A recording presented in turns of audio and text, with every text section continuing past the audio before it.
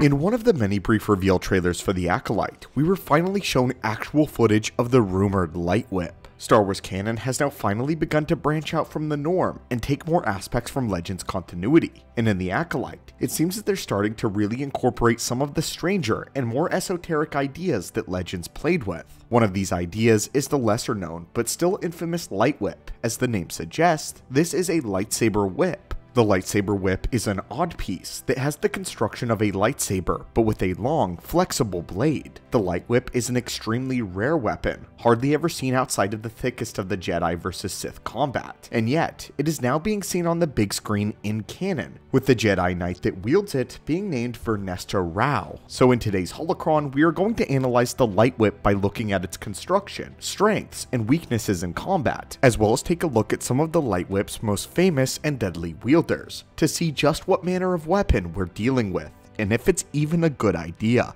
There are a few methods in construction of a Lightwhip, and building one doesn't seem to be very difficult at all. In canon, the construction is as simple as adding multiple emitters to the lightsaber hilt and then modifying the internal working of the lightsaber to allow the containment field of the plasma blade to become flexible. In Legends, we get a little bit more detail as to the internal differences between the saber and the whip. Instead of a single large crystal, they contain many small crystals, and the plasma in the blade had no cell barriers to keep it straight. It appeared standard for these weapons to emit only single blades, though there was a style of construction called the Cato 9 tail style, which fitted the Lightwhips with multiple tassels. They also came in a variety of colors just like the regular lightsabers do. The colors we've seen so far are that of red, orange, pink, yellow, and green, with the Jedi Knight Vernestros, as we've seen in the Acolyte, being the first instance of a purple Lightwhip. A very important side note before we continue, there is a distinct difference between the Lightwhip and the Electro-Whip. While they appear almost identical, Electro-Whips are made out of a plasmatic energy from an electric circuit with no kyber crystal involved whatsoever. The difference is that the Lightwhips are specifically derived from lightsaber construction, which is what made them a Force wielder's tool. The Night Sisters of Dathomir have been seen wielding Electro-Whips before, but they're largely the same technology using their light bows. Anyway, the Lightwhip produced a blade that was several meters long, and worked by moving it around to gain momentum before lashing out with a strike. Wielded like a regular whip would be, it was a very exotic weapon that was extremely rare amongst most lightsaber wielder groups. In fact, one of its main advantages was its rarity. Hardly any opponent who knew how to properly defend against this unconventional weapon could stand toe-to-toe against it, as a Lightwhip could not only reach much farther than normal lightsabers, but its flexible blade allowed it to almost bypass any attempts to parry, as it could simply bend or wrap around the opponent's blade. Not to mention, its seemingly randomized attack pattern made it horrifically difficult for a Force user's battle precognition to properly anticipate where the blade was going to land. As shown in the Darth Bane novels, Jedi and Sith are traditionally taught many different saber sequences during their training. They are then taught to use their foresight to predict what an opponent could do, or more specifically, where their blade will land.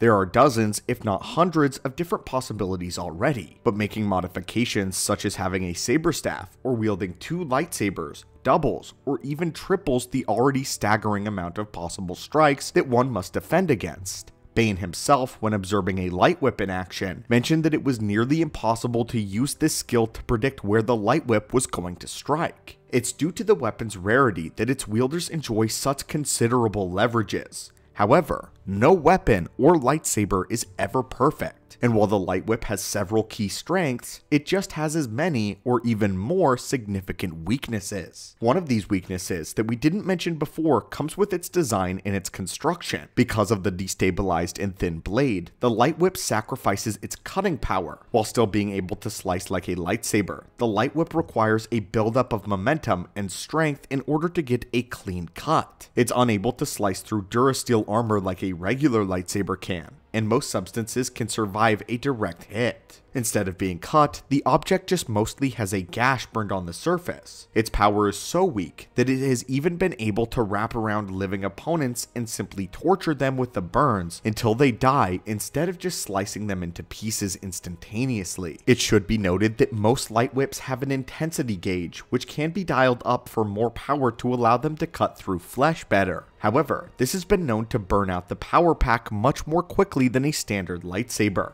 To attack effectively, the user often has to leave themselves open as they make swings to gain the momentum necessary, and the Lightwhip offers very little to nothing in the way of defense, and it is very difficult to parry with a Lightwhip. Its tassels are very difficult to control in a defensive parry sequence. This often leaves the wielder vulnerable to both incredible speed as well as brute force, with this proving to be a problem even with masters with the Lightwhips. It has been said that if one has not mastered the traditional whips, it is nearly impossible to wield a Lightwhip without risking self-harm and dismemberment. Even experienced users of a whip have a problem, as the weapon could potentially pose just as much harm to the user as it did the victim. And despite the fact that it was an exotic weapon that hardly anyone knew how to fight against, that advantage quickly goes out the window as soon as someone even slightly adapts. The Lightwhip is embarrassingly impractical when used amongst someone who uses Jar Kai, as the popular strategy was to simply occupy the whip with another blade, wrapping the whip around it before attacking the user with their main lightsaber. In this way, Lightwhip wielders were effectively helpless against someone wielding more than one lightsaber, as this was a tactic implemented by Luke Skywalker against the Dark Lady Lumaya. With all of that said, there's one more troubling thing we want to point out about the Lightwhip, which is that it seems like an almost purely dark side weapon. Despite being popularized in canon by the High Republic, in Legends, almost every consistent wielder of the Lightwhip was a Sith or someone with dark side leaning intentions. In Legends, it was considered to be a weapon unbefitting of the Jedi. The Code of the Jedi call for them to use lightsabers specifically because they are a tool that limits the Jedi's reach and encourages discipline and thoughtful use. It's a sword meant to be used as a shield, for knowledge and defense, not for attack. Unlike a whip, which was believed to only be created to harm other beings. Not to mention it's unfair in most combat situations. In Jedi combat, they make a point to stay on equal ground with their opponent and defeat them with superior skill and patience. Obi-Wan even tells Anakin why the Jedi don't experiment with kyber technology anymore. The lightsaber makes a statement whenever a Jedi brandishes it. While they could do more, they very purposefully do not. So why in the world is a Jedi from the High Republic, a time when the Jedi were supposed to have things right, wielding such a profoundly dirty weapon? Especially when in the Republic Classic era, Obi-Wan stated that experimenting with the lightsaber had gone out of practice. Well, as the story goes, Vernesta's Lightwhip is actually a secret. Her lightsaber can actually switch between the traditional bladed mode and the whip mode by twisting a ring located under the emitter, and none of the other Jedi, besides one of her best friends, actually knows about this function. Just after becoming a Jedi Knight, Vernesta would have a vision about the weapon and how to construct it. The vision foretold of a dark future where the weapon would be required, and so, although frightened and unsure, Vernesta followed her vision's instructions and modified her lightsaber to be able to produce a whip, as well as a stable blade. She was afraid that her fellow Jedi would think this was a violent change to her weapon, so she kept it hidden from them and practiced it in secret. When she was found out by a Padawan, Vernesta would tell the Padawan a story that her own master had once told her. According to the Jedi canon histories, during the Great Sith War, many Jedi actually used Lightwhips as a counter to the Sith, those who choose to specialize in forbidden lightsaber forms. To make it clear, this is in reference to the mysterious canon history of the Jedi, one that alludes to there having been a single, massive war between the Jedi and Sith in the old days of the Republic. The war as of yet in canon has not been elaborated on at all, and it doesn't corroborate with any of the Legends Sith Wars. Rather, it seems to embody all of them into a single, monstrous battle and conflict. But anyway, Vernesta would continue to keep her weapon a secret up until she and a group of other Jedi crash-landed on a jungle world. During the mission, one of her fellow Jedi would teeter towards the dark side and begin threatening a Padawan. Vernesta entered a duel with him but was unable to defeat the Jedi at the blade. So then, she brandished her Lightwhip and attacked him with it, ending up slicing his lightsaber in two and ending the duel. In this way, we suppose that she did use the Lightwhip for a very Jedi-like purpose, by making it a surprise attack against an opponent who wouldn't listen to reason, and a Jedi who was extremely dangerous to deal with. We can only guess that in the Acolyte, Vernesta's vision will come to fruition with the rise of the Sith, meaning the Jedi will use the Lightwhip for the same purpose that they did against the Sith in the ancient days. But speaking of the ancients, let's cover the other wielders of the Lightwhips that we know of in Legends, just to gain more insight into the weapon. The first recorded historical use of the Lightwhip was by Githany in 1001 BBY. While not the pioneer of the Lightwhip, she is the first instance that we know about. Githany was a Jedi turned Sith Lord during the New Sith Wars. She personally knew Darth, and the two were even vaguely romantic. Githany used an orange-bladed Lightwhip, and according to the Blade Master Kasim, her affinity for the weapon didn't come from any of its distinct advantages, but purely because she enjoyed that it was a rare weapon that no Jedi or Sith could seem to understand. As a result, Githany became a terror to deal with in personal combat. Having said that though, she was not especially powerful in the Force or a very skilled duelist. This meant that she lent herself most often to cunning, underhanded tricks, up to and including using her looks to catch enemies off guard. This tendency to use trickery to get what she wants is definitely represented by the deplorable weapon that she chose to wield. But the most popular user of the weapon is definitely Lady Lumaya, the Lady of the Sith that made Luke Skywalker's life a living hell.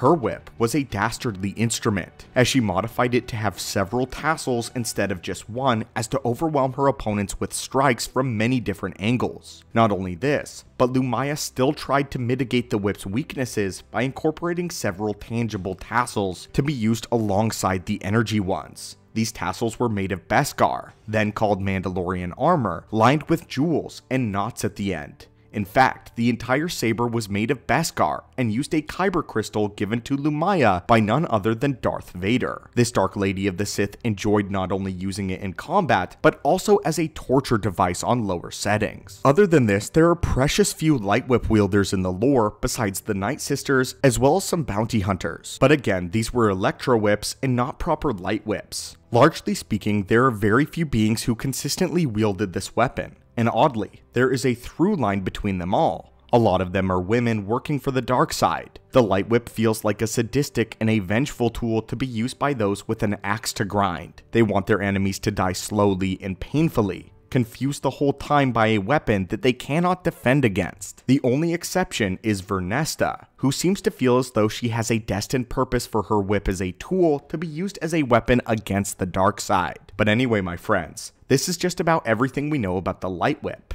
In some ways, it is an extremely dangerous weapon not to be taken lightly, and anyone who chooses to use it should be monitored closely. In other ways, it's impractical, and does as much harm to the user as it does an opponent. It's controversial, having been primarily used by Darksiders and Legends, but made popular now by Jedi and canon. We will only have to see the effects of this saber variant when the Acolyte comes out on June 4th. But tell us, what do you think of the Lightwhip, my friends? Do you think the Lightwhip is an effective weapon? And do you think it's proper for a Jedi to have one? And finally, were you surprised to see this being brought up in canon? Let us know in the comments down below. And as always, my friends, I hope you're having a great day.